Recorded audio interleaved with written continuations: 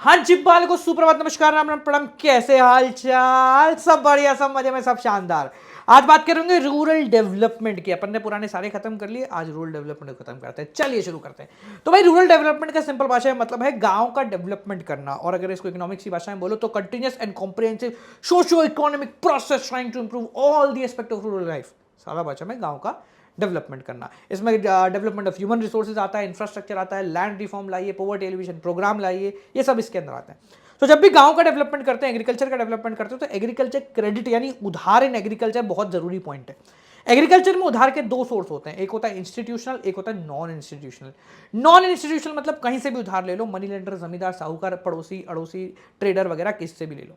फायदे होते हैं इसके, कोई लीगल फॉर्मेलिटी नहीं है, लोन कभी भी मिल जाता है, बहुत आसानी से मिल जाता है। नुकसान भी है कि एक्सप्लॉइटेशन होता है, हाई रेट ऑफ इंटरेस्ट होता है, और फार्मर को मजबूरी सस्ते में सामान इनको बेचना पड़ता है।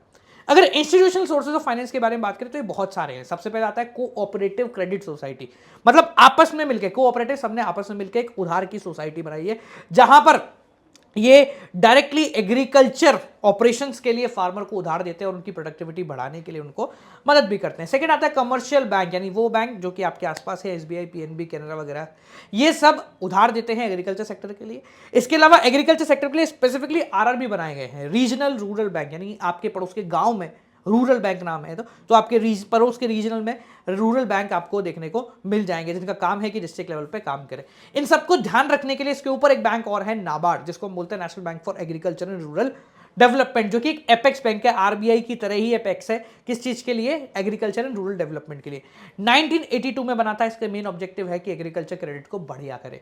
इसके अलावा अगला पॉइंट है सेल्फ हेल्प ग्रुप। इसके बारे में सभी लोग जानते हैं कि आपस में सब लोग मिल जाएंगे, थोड़ी थोड़ी सेविंग इकट्ठी करेंगे, और जिस व्यक्ति को जरूरत है उसको बहुत कम रेट ऑफ इंटरेस्ट पे दे देंगे। आप रजिस्टर करा लेंगे तो सरकार भी आपको फाइनेंशियल असिस्टेंट प्रोवाइड करेंगे। अब ये सब तो हो गए पैसा लेने के। अब उसके बाद आता है सामान बेचने की बारी, जिसको हम कहते हैं एग्रीकल्चर मार्केटिंग।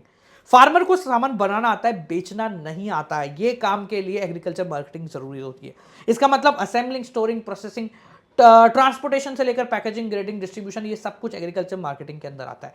हमारे यहाँ सबसे बड़ी प्रॉब्लम ये है एग्रीकल्चर मार्केटिंग में, स्टोरेज फैसिलिटी नहीं थी, ट्रांसपोर्टेशन नहीं था, इंफॉर्मेशन नहीं थी, फार्मर को पैसा कहीं से जुगाड़ नहीं पाते, तो कम्युनिकेशन बहुत कम था।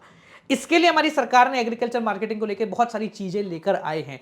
जैसे सबसे पहले आता है आपका रेगुलेटेड मार्केट, ये गवर्नमेंट ने बनाया है, जहां पर बायर सेलर ये दोनों सरकार की निगरानी में काम करते हैं। एक कमेटी बनती है सरकार की, बायर की, सेलर की, और वो सब मिलकर एक ही जगह सामान बेचते हैं ताकि प्राइस ज्यादा फ्लक्चुएट ना हो। कोऑपरेटिव एग्रीकल्चर मार्केटिंग सोसाइटी बनाई गई है, जिसका भी मेन पर्पस यही है, कोऑपरेटिव साथ में मिलकर एग्रीकल्चर मार्केटिंग सोसाइटी, जहां पर फार्मर को फोर्स किया जाता है कि आप इकट्ठा सामान बेचो, जिससे आपको बार्गेनिंग का मौका मिलेगा।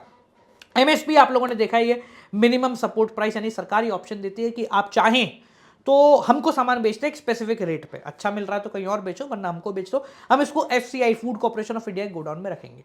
अगर फार्मर हो तो सब्सिडाइज रेट ऑफ ट्रांसपोर्ट आपको मिलती है रेलवे के अंदर, और पीडीएस यानी कि पब्लिक डिस्ट्रीब्यूशन सिस्टम के थ्रू ये सामान सब जगह तक पहुंचता है। और साथ साथ में स्टैंडर्डाइजेशन एंड ग्रेडिंग का कॉन्सेप्ट भी लॉन्च किया गया है। स्टैंडर्डाइजेशन मतलब सबको पता है, ग्रेडिंग का मतलब सबको पता है। ग्रेडिंग सिंपल भाषा में शेप और साइज के हिसाब से आपको अच्छी क्वालिटी देना। सबसे ज्यादा आप चावल में इसका एग्जांपल देख सकते हैं, चावल में 50 तरीके के चावल आते हैं, जैसे बासमती हो गया, ब्राउन हो गया, जैस्मीन हो गया, व्हाइट हो गया, और उसके मंदिर के चावल हो गए, ये सब आते हैं।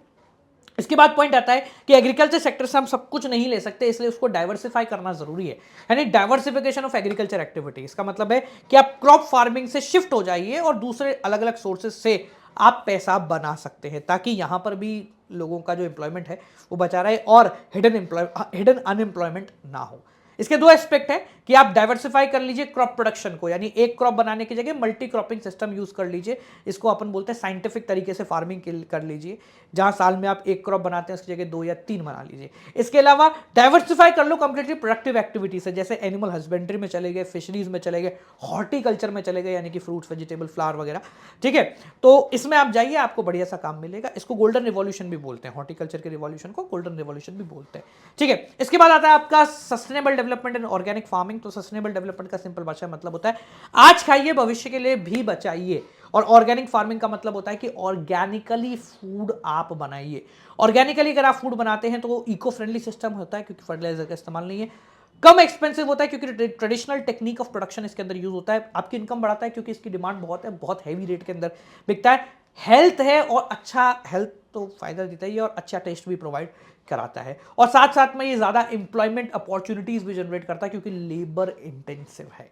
ठीक है जी, तो ये पूरा चैप्टर आप लोगों का हो गया समझ। मुझे उम्मीद है कि जो समय बचा है उसके अंदर आप लोग समझदारी करेंगे और हमारे टेलीग्राम चैनल को ज्वाइन करेंगे फ्री नोट्स, एमसीक्यू एंड सभी चीजों के लिए। गेस्ट पेपर आ रहा है, डिस्क्रिप्शन में उसका लिंक है, फटाफट से एनरोल करना। मिलते हैं आप लोगों से अगली वीडियो के साथ। टिल देन बालकों की फॉर वाचिंग, बाय, नमस्कार।